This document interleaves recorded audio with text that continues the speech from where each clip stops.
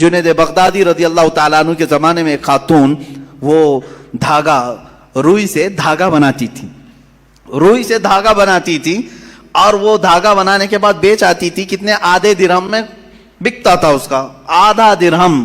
وہ آدھا درہم لاتی تھی، اس میں سے آدھے یعنی پاؤ کر کے اس سے پھر کپاس روئی خریدتی اور پھر اس کا آدھا درہم بناتی اور باقی کا گھر میں خرچہ کر. ایک دن آدھے درہم کی روئی لائی اور پورے کا اس نے دھاگا بنا دیا.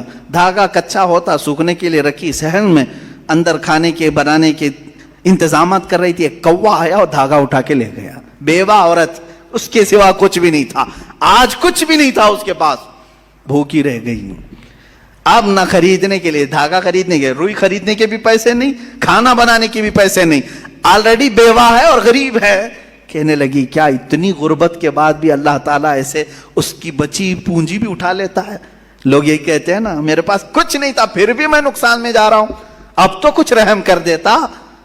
ارے بھائی بڑے سیٹ آدمی کے 1,00,000 روپے چلے گئے تو سمجھ میں آئے گا چلو ٹھیک ہے باقی بچے ہوئے پھر کور کر لے گا. جس کے پاس کچھ نہیں، لاسٹ پونجی بچی ہے، وہ بھی مولا نے اٹھوا دیا، تو یہ کون سا رحم ہے؟ بندے تل ملا جاتے ہیں. وہ خاتون گھبرائی اور کہا یہ اب کون سے رحمان کی صفت ہے؟ کیا وہ رحم کر رہا ہے میرے ساتھ؟ میں بیوہ ہوں، کچھ بھی نہیں میرے پاس. حضرت جنید بغدادی کے پاس دوڑی دوڑی گئی. دوسرا دن تھا، بھوک کی شدت تھی، دوڑی ہوئی آئی. حضرت جنید بغدادی اس وقت بیٹھے تھے، ان کے دربار میں کچھ لوگ آئے ہوئے تھے باہر کے، ملنے کی غرض سے دور سے آئے ہوئے تھے.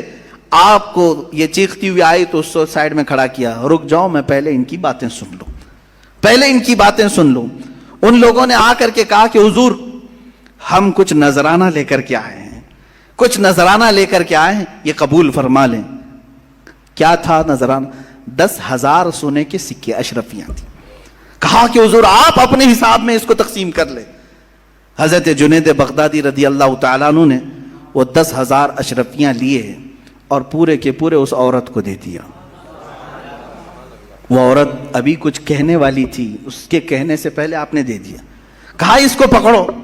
اب پھر وہ آئی ہوئی جماعت تھی، اس سے پوچھا کیا معاملہ ہے، کیوں اتنی بڑی رقم تم ہدیے میں لائے؟ سنو میرے عزیزوں، فعل الحکیم لا یخلو عن الحکمہ.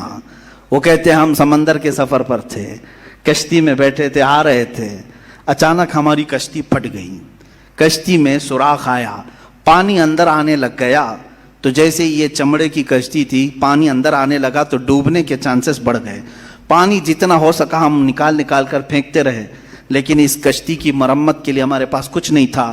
اچانک ایک کوا آیا اور اوپر سے دھاگا گرا دیا.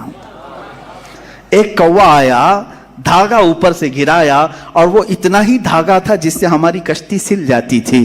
ہم نے اسی دھاگے سے اپنی کشتی سل دی اور پھر اسی وقت ہم نے یہ نیت کر لیا کہ وہ رحمان ہے جس نے ہمیں بچایا ہے. ہم صحیح سلامت جائیں گے تو 10,000 اشرفیاں جنید بغدادی کو نظر کریں گے. وہاں ہم نے منت کر لی تھی، میرے آقا ہم نے صحیح سلامت کنارے کو پا لیا، اب آ کر کے وہ 10,000 اشرفیاں آپ کی بارگاہ میں ہم نے نظر کر لیا. حضرت جنید بغدادی دلوں کے حالات سے باخبر تھے، اس خاتون کی طرف دیکھا اور پوچھا کیا تمہارے رب نے صحیح رحم کیا یا نہیں؟ تمہارے آدھے درہم کو کوے سے اٹھوا کر بدلے میں 10,000 اشرفیاں دیتا ہے، اسی کا نام رحمان ہے. وہ رحمان ہے. بندہ گھبراتا ہے، کہتا ہے ایسے کیسے ہوگا، میرے پاس کچھ بھی نہیں تھا پھر بھی اٹھا لیا. انتظار تو کرتا، شکر تو کرتا، یقیناً وہ مولا تجھے اس سے بہتر چیز لوٹاتا.